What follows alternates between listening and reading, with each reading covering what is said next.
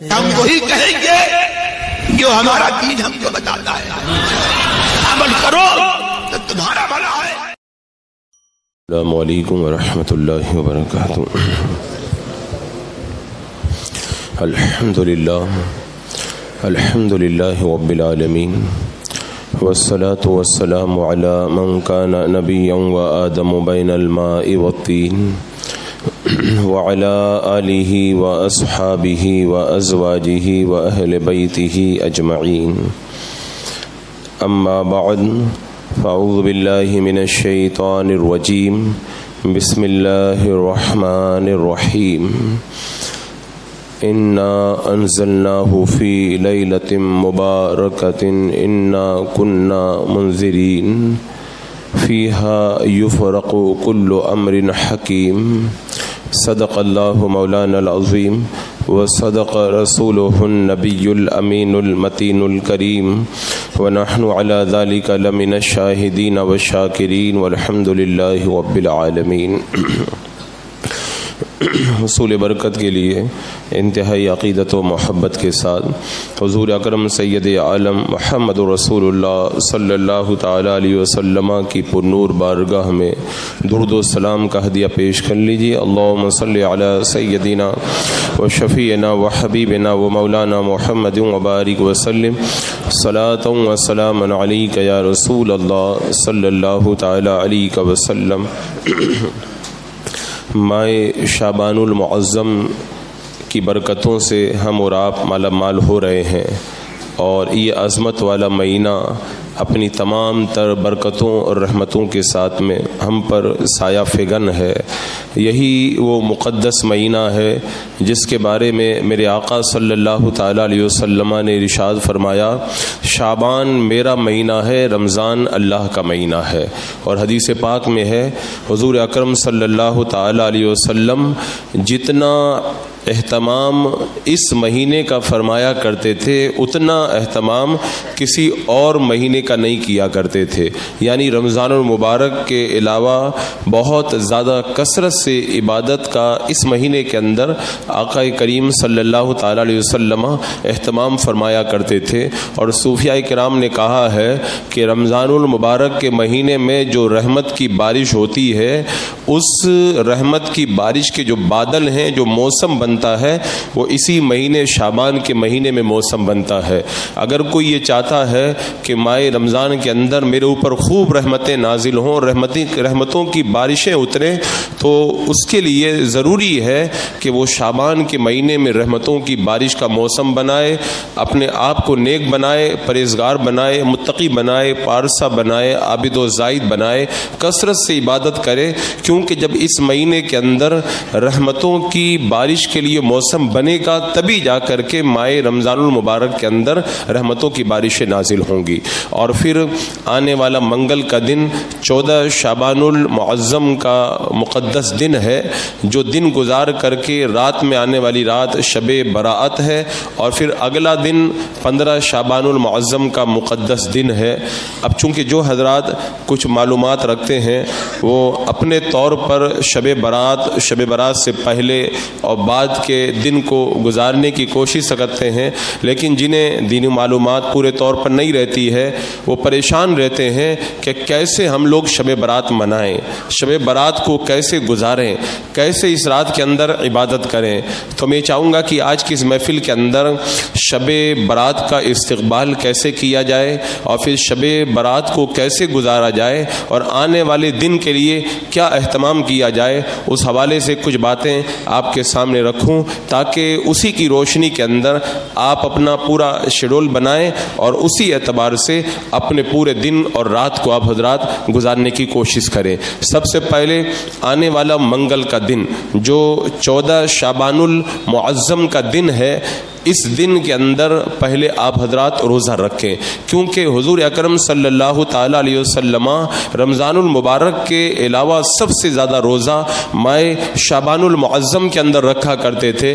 کسی نے پوچھا کہ یا رسول اللہ صلی اللہ تعالیٰ علیہ وسلم، آپ شعبان المعظم کے مہینے میں اس قدر کثرت کے ساتھ میں روزہ کیوں رکھتے ہیں؟ تو آقا کریم صلی اللہ تعالیٰ علیہ وسلم نے ارشاد فرمایا کہ میں اس بات کو پسند پسند کرتا ہوں کہ میرا عمل رب کی بارگاہ کے اندر اس حال میں پیش ہو کہ میں روزے کی حالت میں رہوں. اور چونکہ شعبان المعظم کی جو رات آتی ہے 15ویں شب، اس رات کے اندر بندوں کے اعمال اللہ کی بارگاہ کے اندر پیش ہوا کرتے ہیں، تو آپ منگل کا جو 14 شعبان کا دن ہے آنے والا، اسی دن کے اندر روزہ رکھیں تاکہ شب برات کا جب آغاز ہو اور آپ کا عمل رب کی بارگاہ میں جب پیش ہو تو آپ روزے کی حالت میں رہیں. اور حدیث پاک میں ہے جو بندہ شعبان المعظم کا ایک روزہ رکھتا ہے، اللہ تبارک و تعالیٰ اسے جہنم سے نجات عطا فرما دیتا ہے.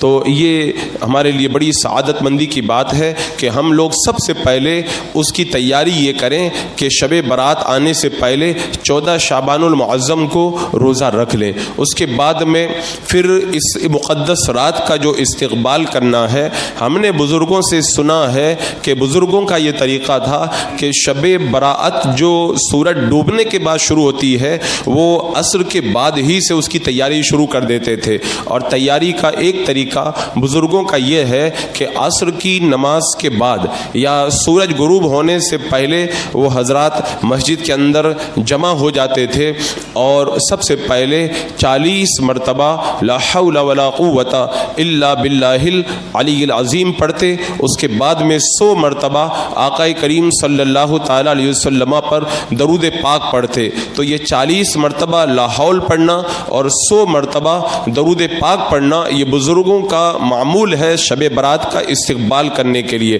اور فرمایا گیا جو بندہ عصر کے وقت میں شب برات کی آمد سے پہلے اس وظیفے کو پڑھ لے گا، اللہ تبارک و تعالیٰ پورے سال اس کو مصیبتوں اور پریشانیوں سے محفوظ و مامون فرما دے گا. تو آپ حضرات بھی شعبان المعظم کی اس مقدس رات کا استقبال عصر کے بعد ہی سے شروع کر دیں. اچھی طریقے سے تیار ہو کر کے آئیں اور اپنی ضروریات سے فارغ ہو کر کے اتنی دیر پہلے مغرب سے اتنی دیر پہلے مسجد میں آ جائیں کہ 40 مرتبہ لا حول شریف پڑھ سکیں اور 100 مرتبہ درود پاک پڑھ سکیں. اور میں اس کے اندر اتنا اضافہ اور کرنے کے لیے کہوں گا کہ اگر ہو سکے تو 40 مرتبہ یا 70 مرتبہ استغفر اللہ ربی من کل ذنب و اتوب الیہ بھی پڑھ لیں، کیونکہ شب برات کے اندر جب ہمارے اعمال رب کی بارگاہ میں پیش ہوں گے تو ہم شب برات کے آنے سے پہلے ہی جب اللہ کی بارگاہ میں توبہ کر لیں گے تو ہمارا نامہ اعمال رب کی بارگاہ میں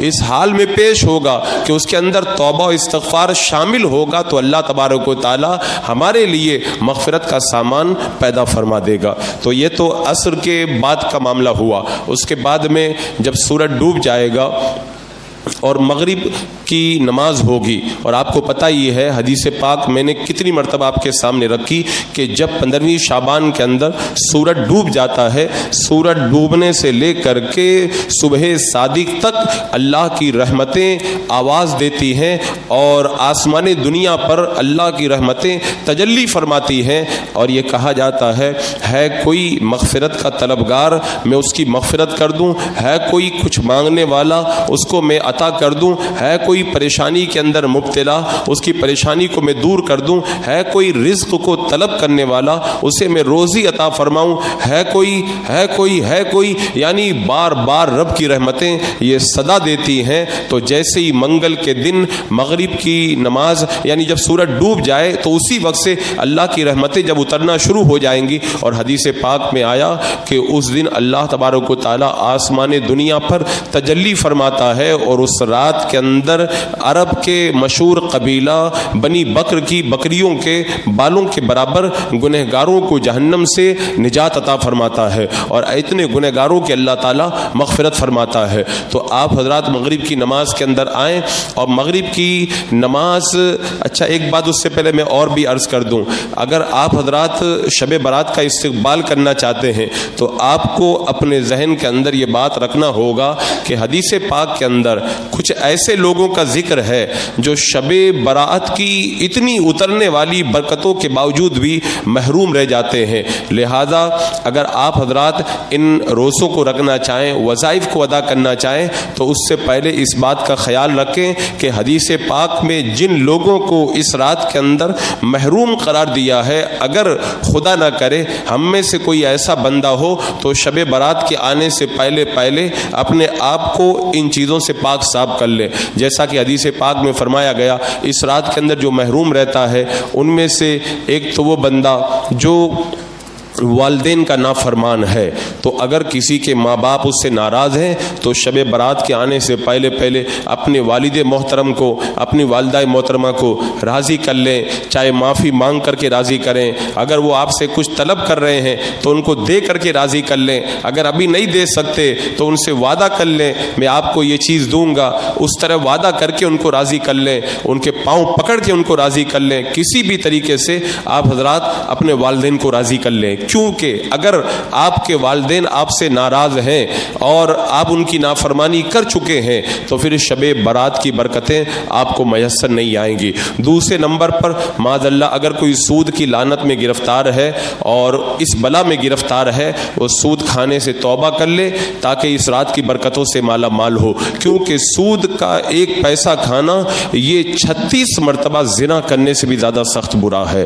تو اس گناہ سے بھی پہلے توبہ کر لے. اگر معاذ اللہ کوئی شرابی ہے تو شراب سے توبہ کر لے, کیونکہ جو بندہ شراب پیتا ہے 40 دن تک اس کی نماز قبول نہیں ہوتی ہے. اس گناہ سے بھی توبہ کر لے. اگر کوئی کینہ پرور ہے, مسلمانوں سے حسد رکھتا ہے, دل میں کینہ رکھتا ہے, تو شب برات کے آنے سے پہلے کینہ پروری سے بھی توبہ کر لے. میرے آقا علیہ السلام نے فرمایا صبح اس حال میں کرو کہ تمہارے دل کے اندر کسی مسلمان کے بارے میں کینہ نہ ہو, کیونکہ جو کینہ رکھتا ہے اس رات کی برکتوں سے محروم رہتا ہے. اور اگر کسی کے رشتہ دار بہن بھائی چچا پھوپھی خالہ جو بھی ناراض ہیں ان کو بھی راضی کر لیں, ورنہ پھر اس رات کی برکتیں آپ کو نہیں ملیں گی. حدیث پاک میں آتا ہے اللہ تبارک و تعالیٰ کا فرمان ہے کہ جو رشتے کو توڑتا ہے اس کو میں جو رشتے کو توڑتا ہے اس کو میں توڑ دیتا ہوں, اور جو رشتے کو جوڑتا ہے اس کو میں جوڑ دیتا ہوں. اور رشتہ جو توڑتا ہے اس رات کی برکتوں سے وہ محروم رہ جاتا ہے.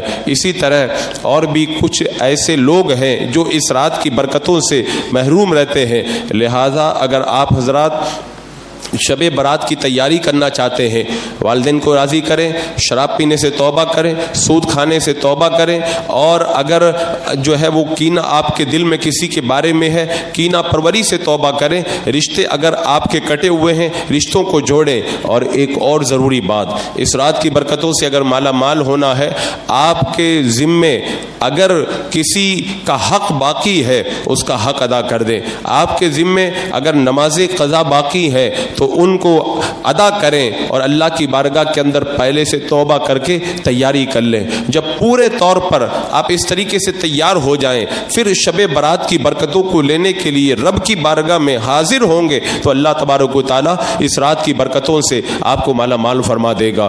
ایک بات اور یہ بھی یاد رکھیں, توبہ کا یہ مطلب نہیں ہے اے اللہ میں تیری بارگاہ میں توبہ کرتا ہوں. نہیں, توبہ کا مطلب یہ ہے کہ اگر کسی کا مال دبایا ہے تو اس کو مال بھی واپس کیا جائے, اگر کسی کا دل دکایا ہے اس سے معافی مانگی جائے, اگر نمازیں وغیرہ قضا ہیں ان کو ادا کیا جائے, اس کے بعد میں کہا جائے اللہ میں تیری بارگاہ کے اندر توبہ کرتا ہوں. یہ توبہ کا مطلب ہے. تو شب براءت کے آنے سے پہلے توبہ کر لیں, اور اس کے بعد جو میں نے بتایا روزہ رکھیں, اور پھر عصر کے بعد جو وظیفہ بتایا اسے پڑھیں, پھر مغرب کی نماز کے اندر حاضر ہوں. جب مغرب کی نماز مکمل ہو جائے اس کے بعد میں انشاءاللہ حسب دستور جو نوافل یہاں پر فردن ادا کیے جاتے ہیں ان کو ادا کیا جائے گا. یہاں پر بھی ایک بات ذہن میں رکھیں, میں جتنی بھی عبادت بتاؤں گا نفلی عبادت, یہ نفلی عبادت ان لوگوں کے لیے ہے جن کے ذمے کوئی فرض باقی نہیں ہے.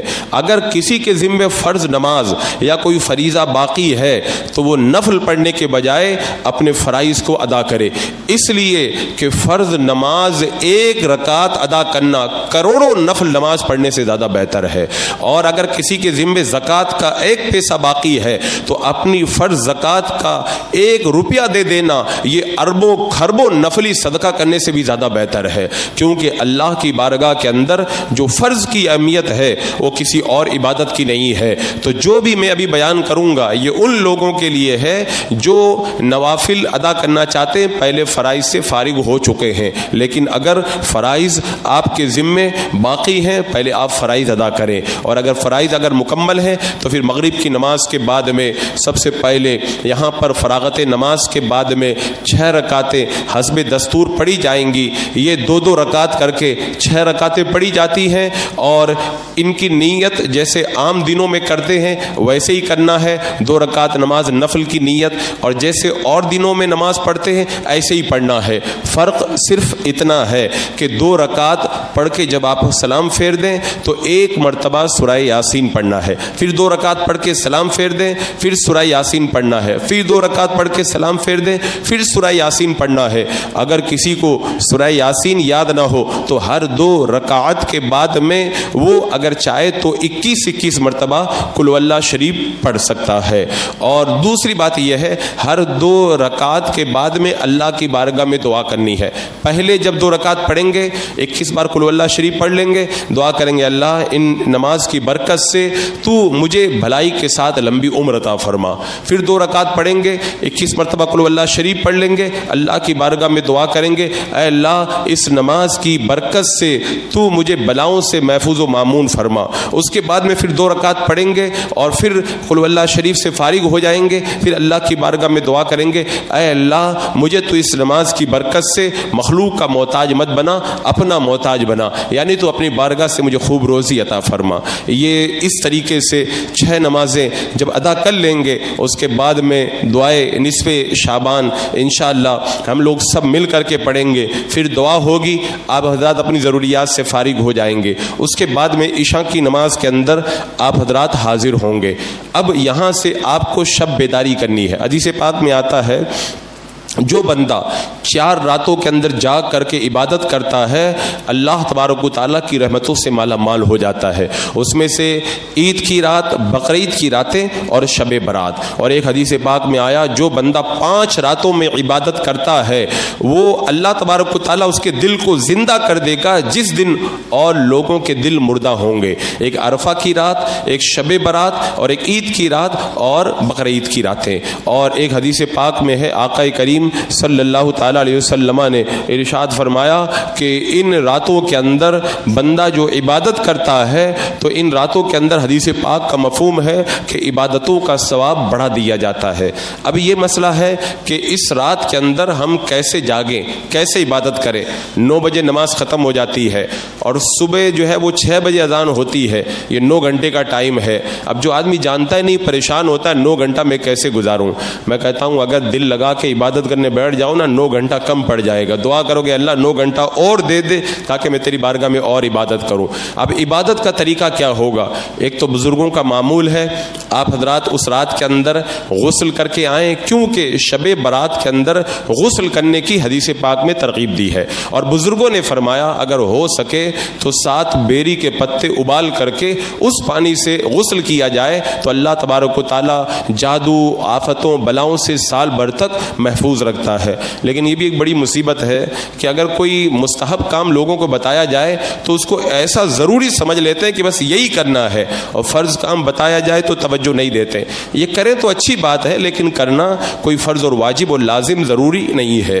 تو سب سے پہلے آپ حضرات اس رات کی برکتوں کو حاصل کرنے کے لیے غسل کریں، اور سکے تو بیری کے پتوں سے غسل سے فراغت پائیں۔ اب اس کے بعد میں جب نماز ہوگی، نماز کے بعد میں مختصر سا پروگرام رہے گا جس میں انشاءاللہ اللہ تبارک و تعالیٰ کی محبت بڑھانے کے لیے کچھ باتیں بیان کی جائیں گی، اس کے اندر آپ حضرات شرکت کریں۔ اب پھر 10 بجے سے لے کے صبح میں جو ہے وہ 6 بجے تک آپ کے پاس میں 8 گھنٹے کا ٹائم ہے۔ یہ 8 گھنٹہ آپ کیسے گزاریں گے میں مختصر طور پر اس کا ایک شیڈول بتا دیتا ہوں تاکہ آپ لوگوں کو اسی طرح سے شب بیداری کرنے کے اندر آسانی رہے۔ تو اس رات کی عبادت کو آپ حضرات 5 حصوں میں تقسیم کر لیں۔ ایک نوافل ادا کرنا، دوسرا قرآن مقدس کی تلاوت کرنا، تیسرا اوراد و وظائف پڑھنا، چوتھا دعا کرنا، اور 5واں اپنے مردوں کے لیے ایصال ثواب کرنا، قبروں کی زیارت کرنا۔ اب یہ 5 کام ہمیں کیسے ادا کرنے ہیں آئیے میں جو ہے وہ ترتیب کے ساتھ اسے بتاتا ہوں۔ سب سے پہلے نوافل، کیونکہ عبادتوں میں سب سے اہم عبادت ہے نماز، اس کے بعد میں سب سے اہم عبادت ہے یہ قرآن مقدس کی تلاوت، اس کے بعد میں جو دوسرے وظائف ہیں ان کی فضیلت ہے. اور یہ جو ترتیب ہے، یہ ترتیب میں اس لیے بتا رہا ہوں، صوفیاء کرام فرماتے ہیں نماز پڑھنا سب سے مشکل کام ہے، اس کے بعد میں تلاوت کرنا مشکل ہے، اس کے بعد میں ذکر کرنا مشکل ہے. تو جب آپ نماز کے بعد میں بالکل فریش رہیں گے تو سب سے پہلے شروعات کریں مشکل کام سے، تاکہ آپ کو مشکل کام کرنے میں آسانی رہے. تو سب سے پہلے اگر فرائض آپ کے ذمہ باقی نہیں ہے تو نفل نماز ادا کریں. اب نفل نماز کیسے پڑھیں؟ ایک نفل نماز تو ایسی ہے کہ اگر آپ اس کو پڑھنا شروع کر دیں گے ویسے ہی فجر کی اذان ہو جائے گی. حدیث پاک میں اس کی بڑی فضیلت آئی ہے. حضرت حسن بصری رضی اللہ تعالیٰ عنہ فرماتے ہیں میں نے 30 صحابہ سے ملاقات کی. 30 صحابہ نے مجھ کو بتایا کہ یہ صلاۃ الخیر ہے جو شب برات کے اندر اس نماز کو جو بندہ پڑھ لے گا اللہ تبارک و تعالیٰ اس کی طرف 70 مرتبہ رحمت کی نظر فرمائے گا. اور ہر مرتبہ جب اللہ تبارک و تعالیٰ نظر فرمائے گا تو ہر بار اللہ تبارک و تعالیٰ اس کی 70 حاجتوں کو پورا فرما دے گا. اور ان میں سب سے چھوٹی حاجت یہ ہے اللہ تعالیٰ اس کے گناہوں کو معاف فرما دے گا. اب آپ اندازہ لگائیں ایک بار اللہ نظر فرمائے گا تو 70 ضرورتیں پوری ہو جائیں گی اور 70 مرتبہ نظر کرم فرمائے گا. تو اتنا بڑا ثواب ہے تو کام تھوڑا مشکل تو ہوگا ہی. یہ 100 رکعت آپ کو پڑھنی ہے، 2 رکعت کر کے، جیسے اور دنوں میں پڑھتے ہیں ویسے ہی پڑھنی ہے. فرق صرف اتنا ہے کہ ہر رکعت کے اندر الحمد شریف کے بعد میں 10 مرتبہ قل هو اللہ شریف پڑھنا ہے. تو جب 100 رکعت پڑھیں گے، ہر رکعت میں سورہ فاتحہ کے بعد میں 10 مرتبہ قل هو اللہ شریف پڑھیں گے تو یہ 1000 بار قل هو اللہ شریف پڑھنا ہو گیا. یہ نماز بہت فضیلت والی نماز ہے. اگر اللہ نے آپ کو ہمت دی ہے، آپ کے ٹانگوں میں پاؤں میں اگر طاقت ہے تو آپ اس نماز کو ادا کر کے شب برات کی برکتوں سے مالا مال ہو سکتے ہیں. اور اس کے علاوہ اگر کسی کے لیے نماز مشکل ہے تو اس سے آسان نماز نفل میں بتاتا ہوں. حضرت آقا کریم صلی اللہ تعالیٰ علیہ وسلم نے حضرت عباس رضی اللہ تعالیٰ عنہ سے فرمایا چچا کیا میں تمہیں ایسی نماز بتاؤں؟ حضرت عباس نے کہا کہ یا رسول اللہ ضرور مجھ کو بتائیں. میرا آقا علیہ الصلوۃ والسلام نے ارشاد فرمایا یہ ایسی نماز ہے کہ اگر اس نماز کو تم پڑھ لو گے اللہ تبارک و تعالیٰ تمہارے دانستہ گناہوں کو بھی معاف فرما دے گا، انجانے میں جو گناہ ہوئے ان کو بھی معاف فرما دے گا، چھپ کر جو گناہ کیے ان کو بھی معاف فرما دے گا، جو گناہ ظاہری طور پر کیے ان کو بھی معاف فرما دے گا، جو چھوٹے گناہ ہیں اللہ ان کو بھی معاف فرما دے گا، جو بڑے گناہ ہیں اللہ تبارک و تعالیٰ ان گناہوں کو بھی معاف فرما دے گا. یعنی آقا کریم صلی اللہ تعالیٰ علیہ وسلم نے اس نماز کی بڑی فضیلت فرمائی اور فرمایا اے عباس میرے چچا اگر ہو سکے تو اس نماز کو روزانہ پڑھو. اگر روزانہ نہیں پڑھ سکتے ہر جمعہ کو پڑھو، ہر جمعہ کو نہیں پڑھ سکتے سال میں ایک بار پڑھو، اور سال میں ایک بار نہیں پڑھ سکتے تو میرے چچا زندگی میں ایک بار یہ نماز ضرور پڑھ لینا. اس نماز کا نام ہے صلاۃ التسبیح. آپ اس رات کے اندر اس نماز کو ادا کریں. یہ نماز 4 رکعت جیسے آپ لوگ عصر اور عشاء سے پہلے پڑھتے ہیں ویسے ہی 4 رکعت پڑھنی ہے. کوئی فرق نہیں ہے، فرق صرف اتنا ہے آپ حضرات کو ایک تسبیح یاد کرنی ہے، سبحان اللہ والحمد للہ ولا الہ الا اللہ واللہ اکبر. سب حضرات پڑھیں سبحان اللہ والحمد للہ ولا الہ الا اللہ واللہ اکبر. یہ تسبیح آپ حضرات یاد کر لیں. 4 رکعتوں میں یہ تسبیح آپ کو جو ہے وہ 300 بار پڑھنی ہے. تو ایک رکعت میں 75 بار تو 4 رکعت میں ہو جائے گی 300 بار. اب اس تسبیح کو 4 رکعتوں میں کیسے پڑھنا ہے؟ سب سے پہلے اللہ اکبر کہہ کر کے آپ حضرات نیت باندھیں، سبحانک اللہ پڑھیں، اس کے بعد میں یہ تسبیح 15 بار پڑھ لیں، الحمد شریف پڑھیں، پھر سورہ ملائیں، پھر اس تسبیح کو 10 بار پڑھ لیں، پھر رکوع میں جائیں سبحان ربی العظیم پڑھیں، اس تسبیح کو پھر 10 بار پڑھ لیں، سمیع اللہ لمن حمیدہ ربنا لک الحمد کہہ کر کے کھڑے ہوں، اس تسبیح کو پھر 10 بار پڑھ لیں. سجدے میں جائیں سبحان ربی الاعلیٰ پڑھیں، اس تسبیح کو پھر 10 بار پڑھ لیں. اللہ اکبر کہہ کر کے بیٹھ جائیں، پھر اس تسبیح کو 10 بار پڑھ لیں. پھر اللہ اکبر کہہ کر کے سجدے میں جائیں سبحان ربی الاعلیٰ پڑھیں، پھر اس تسبیح کو 10 بار پڑھ لیں. یہ 75 بار ہو گیا. دوسری رکعت اسی طرح، تیسری، چوتھی، اس طرح 4 رکعت آپ پڑھیں گے. یہ تسبیح 4 رکعتوں میں مکمل 300 بار ادا ہو جائے گی. تو یہ نماز نفل آپ حضرات ادا کریں. اب اس کے بعد میں جب آپ حضرات نفل نماز پڑھنے سے تھک جائیں اس کے بعد میں قرآن مقدس کھول کر کے بیٹھ جائیں, قرآن پاک کی تلاوت کریں. اب تلاوت کے اندر آپ چاہیں تو ترتیب سے قرآن مقدس پڑھیں, اس لیے کہ قرآن کی تلاوت ایک ایسی عبادت ہے کہ کوئی بھی عبادت اس کے برابر نہیں ہو سکتی. فرمایا کہ اگر دل کو زنگ لگ جائے, بندہ قرآن کی تلاوت کرے, اللہ تبارک و تعالیٰ تلاوت کی برکت سے اس کے دل کے میل کو دور فرما دیا کرتا ہے. اور فرمایا گیا کہ جو بندہ قرآن کی تلاوت کرے گا, جب قبر میں جائے گا, قبر میں گھبرائے گا تو قرآن اس کا دل بہلانے کے لیے آئے گا. میدان محشر میں جب پریشان ہوگا, اللہ کی بارگاہ میں قرآن مقدس اس کی شفاعت کے لیے آئے گا. اور قرآن مقدس کی تلاوت ایک ایسا وظیفہ ہے. فرمایا حضرت امام احمد بن حنبل رضی اللہ تعالیٰ عنہ نے, اللہ کا خواب میں دیدار ہوا, میں نے رب سے پوچھا مولا میں کیسے تیری بارگاہ میں تیرا قرب پا سکتا ہوں؟ رب نے فرمایا ابن حنبل اگر میری بارگاہ میں آنا چاہتے ہو تو قرآن کی تلاوت کرو, تم میری بارگاہ کے مقرب بن جاؤ گے. اور میرے آقا نے فرمایا جو ایک حرف پڑھتا ہے تلاوت کا, اللہ تعالیٰ قرآن مقدس کے ایک حرف کے بدلے اسے 10 نیکی عطا فرماتا ہے. تو آپ چاہیں تو ترتیب کے ساتھ قرآن مقدس کی تلاوت کریں, اور یا پھر سورہ یاسین پڑھیں بار بار, سورہ رحمان پڑھیں, سورہ تبارک الذی پڑھیں, سورہ حامیم سجدہ پڑھیں. جو سورہ حامیم سجدہ سورہ دخان پڑھتا ہے, حدیث پاک میں آیا وہ اس حال میں اڑتا ہے 70,000 فرشتے اس کے لیے مغفرت کی دعا کرتے رہتے ہیں. تو قرآن کی ہر سورت کی الگ فضیلت ہے, تو کسی بھی سورہ کی تلاوت کریں. جب آپ تلاوت سے تھک جائیں اس کے بعد میں تیسرے نمبر پر آپ حضرات ذکر کے اندر مگن ہو جائیں. ذکر کیسے کریں؟ تو ذکر کے اندر سب سے افضل ذکر جو ہے, افضل الذکر لا الہ الا اللہ. میرا آقا علیہ السلام نے فرمایا سب سے بہتر ذکر ہے لا الہ الا اللہ محمد رسول اللہ. تو آپ اس کو پڑھیں.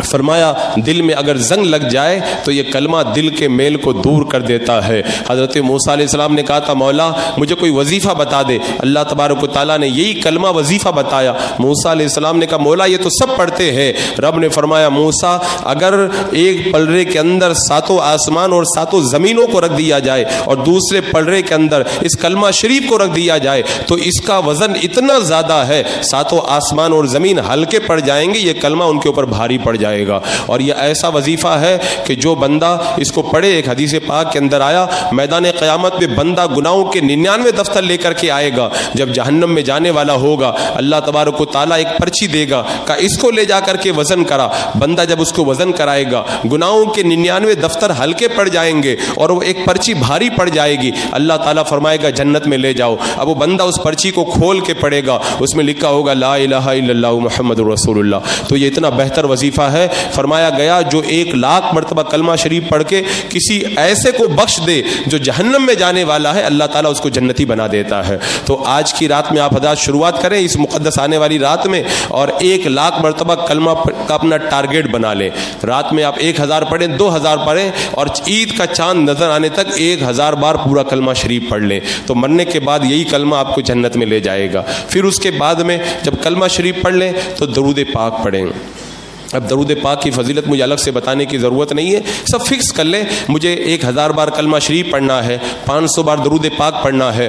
درود پاک تو ایسا وظیفہ میرے آقا نے بتایا نا, جو پورا وقت درود پاک میں دیتا ہے اللہ اس کے سارے کام بنا دیتا ہے, ساری ضرورتیں اس کی پوری فرما دیتا ہے. اور جو اگر روزی سے پریشان ہو اللہ اس کو اتنی روزی دیتا ہے کہ بندہ سمجھ بھی نہیں پاتا ہے. تو درود پاک کا وظیفہ پڑھنا شروع کر دیں. اس کے بعد میں استغفار کے اندر مگن ہو جائیں. 100 بار, 200 بار, 300 بار یا 500 بار استغفار کریں. میرے آقا صلی اللہ تعالی علیہ وسلم فرماتے ہیں میں خود روزانہ دن کے اندر 70 مرتبہ استغفار کرتا ہوں. میرے آقا علیہ السلام گناہ نہیں کرتے, لیکن امت کی تعلیم کے لیے آپ فرماتے میں روزانہ 70 مرتبہ استغفار کرتا ہوں. اور فرمایا کہ جو بندہ کثرت سے استغفار کرتا ہے اللہ تبارک و تعالیٰ اس کے غموں کو دور کر دے گا, اس کی مصیبتوں کو دور کر دے گا. اللہ اسے وہاں سے روزی دے گا جہاں سے بندہ گمان بھی نہیں کر سکتا ہے. حضرت حسن بصری رضی اللہ تعالیٰ عنہ کے پاس ایک بندہ آیا کہ اولاد نہیں ہوتی, فرمایا استغفار کرو. دوسرا آیا کہنے لگا کہ کھیتی باڑی نہیں ہوتی,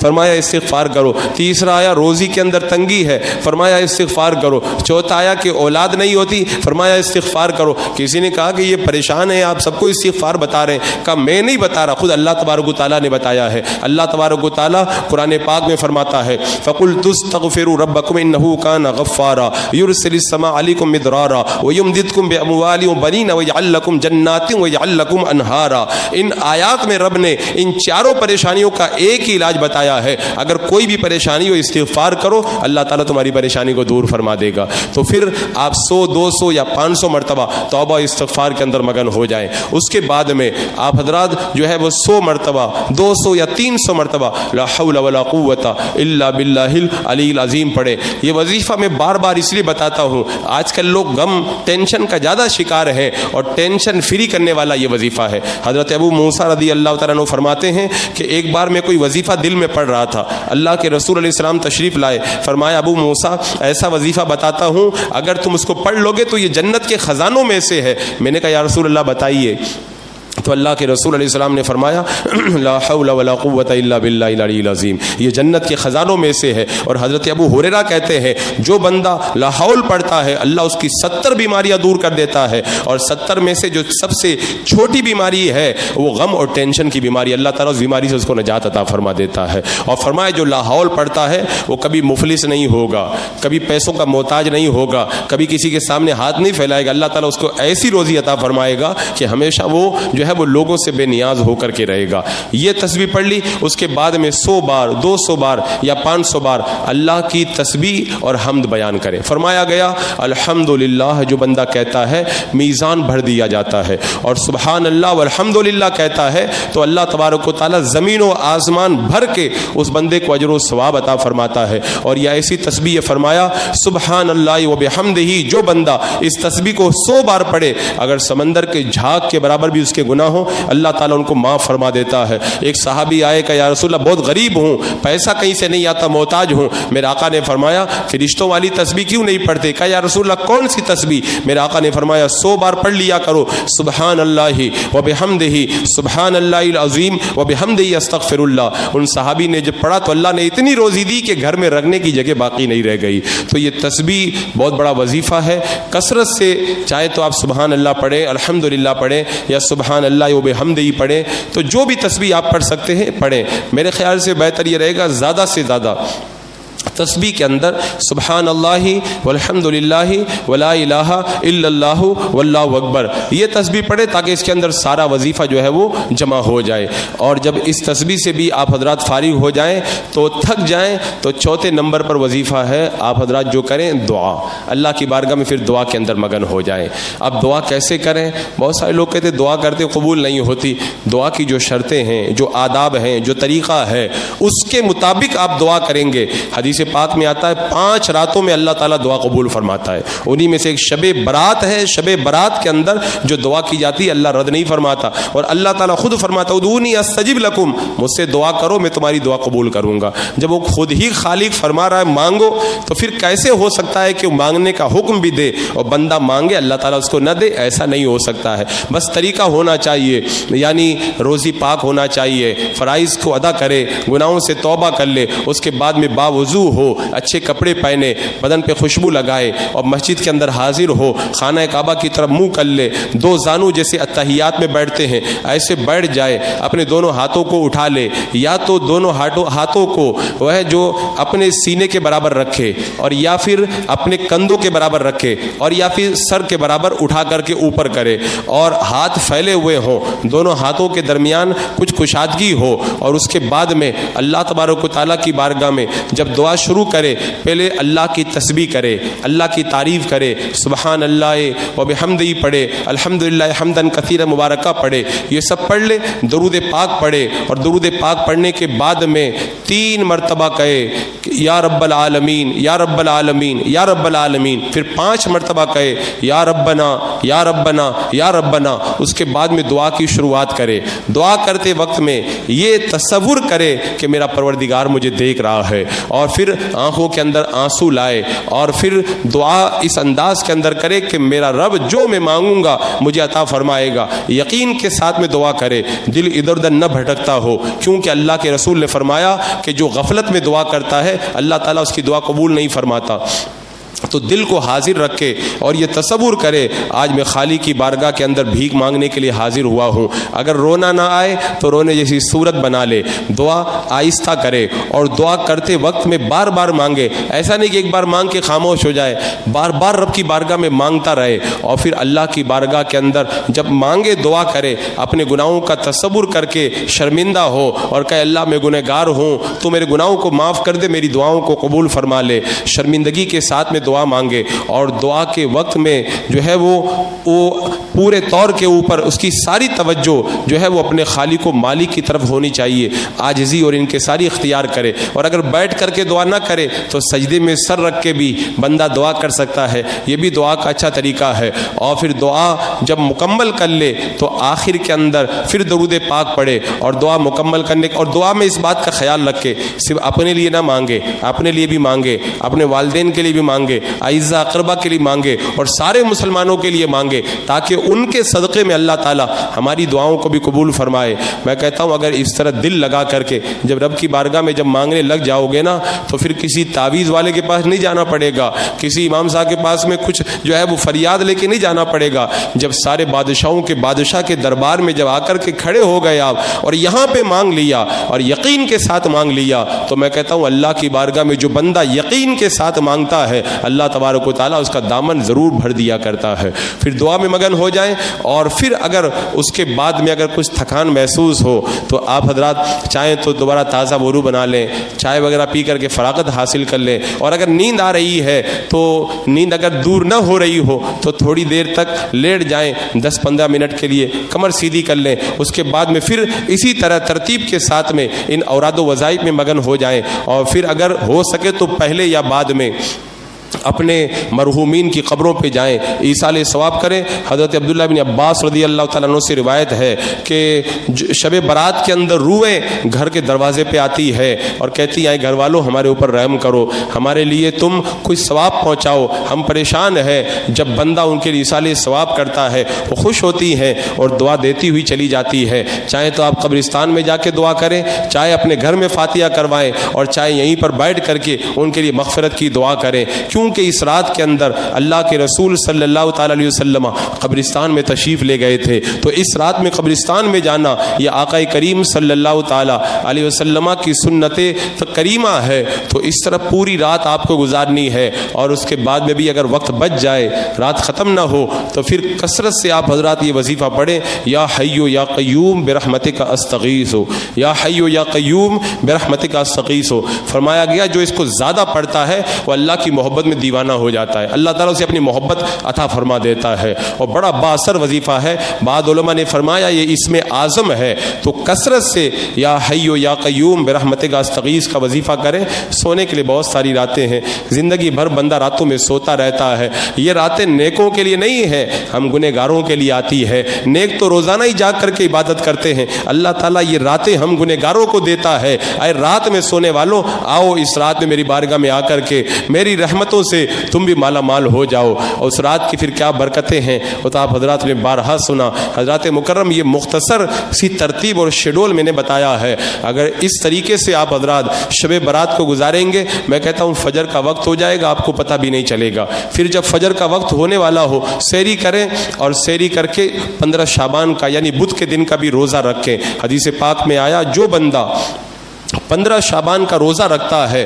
اللہ تبارک و تعالیٰ اس پر یہ کرم کرتا ہے کہ جہنم کی آگ اس کو کبھی بھی نہیں چھوئے گی, وہ جہنم کی آگ سے محفوظ ہو جائے گا. اور ایک ضروری عمل جن کو اللہ نے پیسہ دیا ان کے لیے یہ ہے, اس رات میں جتنا ہو سکے صدقہ کریں, کیونکہ صدقہ اللہ کے غضب کو ٹھنڈا کرتا ہے اور بری موت سے بچاتا ہے, پریشانیوں کو دور کرتا ہے. اور جو بندہ صدقہ کرتا ہے اللہ تبارک و تعالیٰ اس کی حاجتوں کو پورا فرماتا ہے. صدقہ کریں یعنی چاہیں تو آپ غریب و فقیروں کے اندر دیں, اپنے رشتہ داروں میں جو پریشان حال ہیں ان کی مدد کریں, یا جن کی بھی آپ مدد کر سکتے ہیں اس رات میں کثرت سے آپ حضرات مدد کریں. انشاءاللہ جاگنے سے بھی زیادہ اللہ تبارک و تعالیٰ اس صدقے کی وجہ سے آپ کو اجر و ثواب عطا فرمائے گا. یہ مختصر سے وقت میں نے تھوڑا سا شیڈول بتایا, انشاءاللہ باقی باتیں اس مقدس رات کے اندر ہوں گی. اللہ تبارک و تعالیٰ اس آنے والی رات کی برکتوں سے ہمیں اور آپ کو مالا مال فرمائے.